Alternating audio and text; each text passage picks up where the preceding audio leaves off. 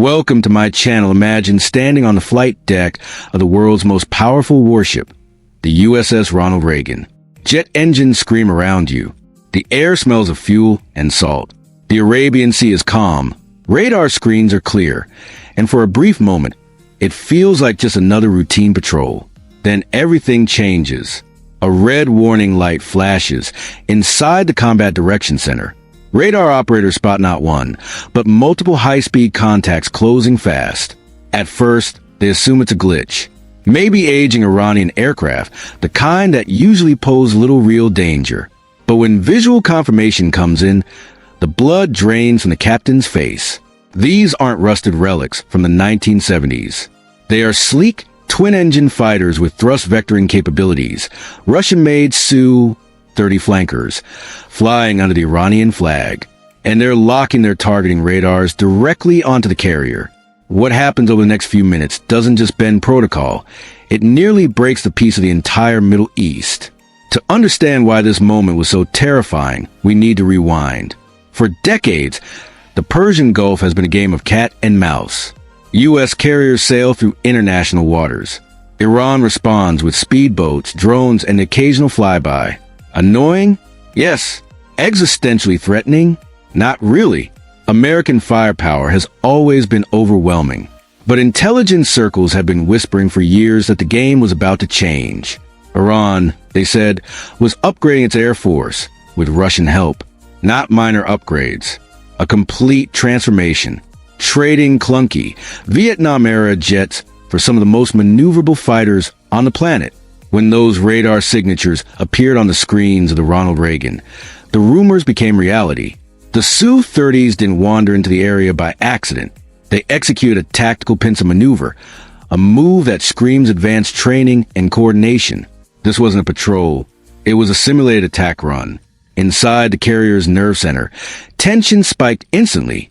Rules of engagement are strict. You don't fire unless fired upon, or unless hostile intent is undeniable. But modern warfare doesn't wait for clarity. If a jet locks its radar on you, is that an attack?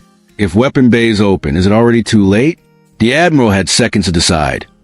Escalate into a potential war, or hold fire and risk thousands of lives. Then came the shock. As U.S. Navy F/A-18 Super Hornets launched to intercept, expecting the Iranian jets to peel away like they always do, the intruders did the opposite. They turned into the merge. That's a move you make only if you're looking for a fight, or if you're extremely confident in your aircraft. The SU-30 is famous for extreme maneuvers like the Cobra, where the jet seemingly stalls in midair, forcing an enemy to overshoot, then dropping behind for a kill. American pilots reported aggressive flying, push limits, and razor-thin margins. It was a high-stakes game of chicken at supersonic speed. But while the pilots danced with death above, another battle was unfolding below, silent and invisible. At the exact moment the jets merged, the Ronald Reagan sensors began to glitch. Defense analysts later speculated the SU-30s were carrying advanced electronic warfare jamming pods. For a few terrifying seconds, the carrier's pristine battlefield picture turned fuzzy. For a naval commander, this is a nightmare. If you can't see, you can't fight. If Iran had found a way to degrade the Aegis combat system, the balance of power in the region hadn't just shifted. It had been shaken to its core. Now consider the hardware. The F/A-18 Super Hornet is reliable, deadly, and packed with advanced avionics.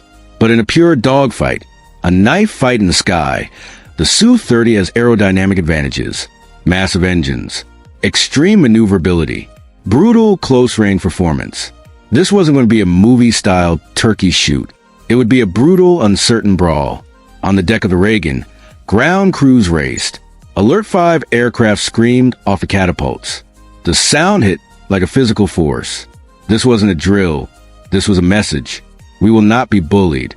Yet the Iranian jets didn't flinch. They pushed closer, uncomfortably close. In naval terms, they were inside the wire, and then something strange happened. No propaganda videos. No state TV bragging. Just silence. That silence told analysts everything. This wasn't for show. It was data collection. They were timing U.S. response speeds, mapping radar frequencies, probing defenses, and they learned more in 20 minutes than years of surveillance could provide. Eventually, with Super Hornets on their tails and the carrier's Phalanx CIWS, the R-2D2 looking Gatling gun tracking them, the intruders broke off and vanished. But the danger wasn't over. Intelligence teams went to work immediately. The verdict was chilling. The flight profiles matched authentic Russian SU-30 performance. Technology transfer was real and faster than expected. Why now? Because the U.S. Navy is stretched thin. Europe, the Pacific, multiple flashpoints. Tehran knows this.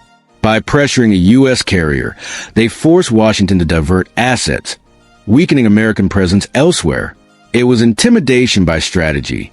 Sailors later described the atmosphere as electric. Most deployments are boredom punctuated by drills. This was different. This was real. Foreign fighters. Real risk. Real consequences. One mistake. One panic trigger pull. And the world would have changed overnight.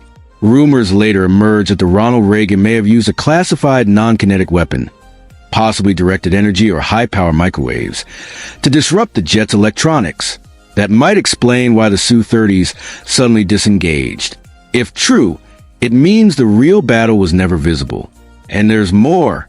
During the chaos, sonar operators detected a faint contact below the thermocline, a submarine. Was this a coordinated multi-domain attack simulation? If so, the sophistication was staggering. This wasn't about the jets. It was about coordination, air, sea, and electronic warfare, executed with discipline and silence. That's what truly terrified the experts. Because a professional enemy is far more dangerous than a reckless one. If a missile had been fired, defenses would have answered. See Sparrows, interceptors, Phalanx guns creating walls of tungsten. But no defense is perfect. Even survival would have triggered chaos. Oil prices exploding. The Strait of Hormuz closing. A global economic shock. We were minutes away from disaster. This incident was a warning. Advanced weapons are spreading. Old assumptions no longer hold. The gap is closing. The USS Ronald Reagan sailed on, but in more dangerous waters than ever before. The silence after the jets left wasn't relief. It was realization. The clock came close.